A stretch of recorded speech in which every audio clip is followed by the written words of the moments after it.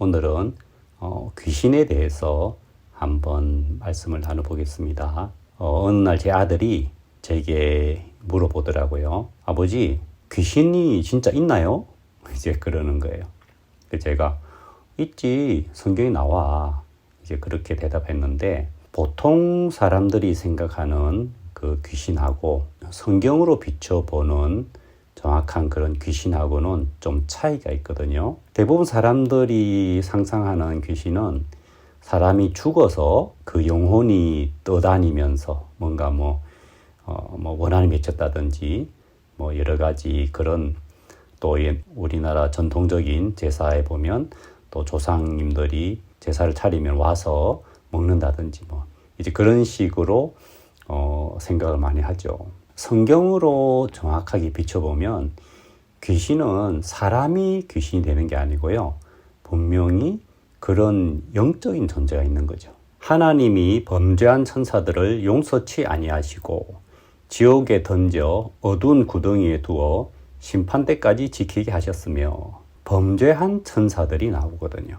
이 범죄한 천사들이 바로 이 귀신이라는 겁니다. 근데 성경에서 보면은 더러운 귀신이란 표현이 많이 나와요. 영어로 보면은 unclean spirit 이렇게 나오는데, 그러니까 더러운, 그 깨끗이 하는 영이 바로 이제 귀신이라고 하고, 한글 성경에서는 더러운 귀신이라고 표현하고 있죠. 그러면 그들이 더럽게 된 이유, 그들이 어떤 범죄를 했을까요? 너 아침의 아들 계명성이여, 어찌 그리 하늘에서 떨어졌으며 네가 내 마음에 이르기를 내가 하늘에 올라 하나님의 뭇별 위에 나의 보좌를 높이리라. 가장 높은 구름에 올라 지극히 높은 자와 비기리라 하도다. 그러나 이제 내가 음부 곧 구덩이의 맨 밑에 빠치우리로다. 계명성은 영어로 이제 루시퍼라고 하는데, 그 행성 중에 금성의 의미를 갖고 있죠. 사탄을 얘기하는데, 사탄이 지은 죄가 뭐냐면 자기를 지극히 높여가지고 하나님과 비기려고 한 거예요. 한마디로 그걸 교만이라고 하죠. 인간의 교만과 이 사탄이 가지고 있던 그 교만은 같은 겁니다. 중요한 것은 이 더러운 귀신이 우리에게 어떤 일을 하느냐는 것입니다. 물론 우리 마음을 교만하게도 하고 우리를 불순종 가운데로 이끌기도 하지만, 가장 중요한 것은 예수님과 우리를 갈라놓는다는 것이죠. 그라사인 땅에 군대 귀신 들린 자가 예수님을 향해서 이렇게 부르짖었습니다. 지극히 높으신 하나님의 아들 예수여, 나와 당신과 무슨 상관이 있나이까? 당신께 구하노니 나를 괴롭게 마옵소서. 이 외침은 이 귀신 들린 사람의 귀신의 음성이거든요. 그러니까 이 귀신에 잡힌 이 사람의 소리가 아니라는 겁니다. 귀신에게 완전히 잡혔기 때문에 이 사람의 소리는 없고 귀신의 소리가 있는데, 이 귀신이 말하기를 예수님과 내가 무슨 상관이 있습니까? 그렇게 얘기하는 거죠. 하지만 정작 이 사람은 예수님이 필요한 사람이에요.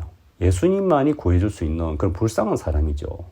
그런데 이 사람 입을 통해서 나오는 소리는 예수님과 내가 무슨 상관이 있나이까 하는, 이것이 더러운 귀신이 하는 일이라는 겁니다. 그런데 예수님은 정반대로 우리가 예수님과 하나가 되었다는 말씀을 하시죠. 먼저 십자가에서 하나가 되었고요. 내가 그리스도와 함께 십자가에 못 박혔나니 그런즉 이제는 내가 산 것이 아니요 오직 내 안에 그리스도께서 사신 것이라. 예수님이 십자가에 못 박혀 죽으실 때 바로 우리의 죄를 짊어지시고 십자가에서 못 박히셨는데, 그때 우리가 그리스도와 함께 십자가에 못 박혔다. 예수님이 십자가에 못 박히시는 그 순간 우리가 똑같이 예수님과 하나가 되어서 십자가에 못 박혔다는 것이거든요. 그래서 예수님과 우리는 하나인 거예요. 그렇게 예수님이 낮추셔서 우리와 하나가 되신 거예요.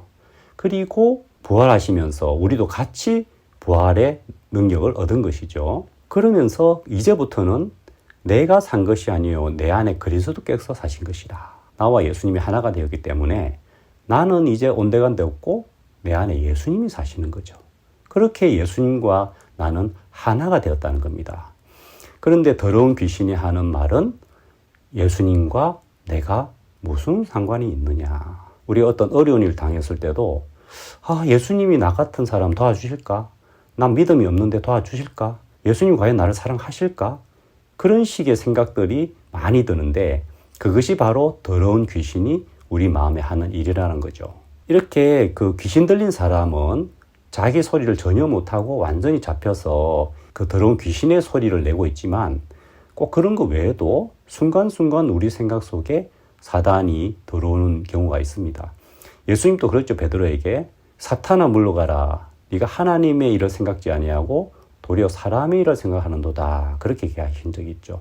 그때 베드로는 겉보기에 뭐 귀신 들렸거나 이상한 게 아니고 아주 멀쩡한 말을 했습니다. 하지만 예수님은 그 속에 사탄이 들어갔다는 걸 정확하게 아신 거죠. 그렇듯이 우리가 꼭 이렇게 귀신이 완전히 잡힌 경우는 아니지만 순간순간 우리도 모르게 사단이 주는 생각, 더러운 귀신이 주는 생각을 받아 먹고 있는 거예요. 그 결과 우리 마음속에 예수님이 나를 안 도우실 거야.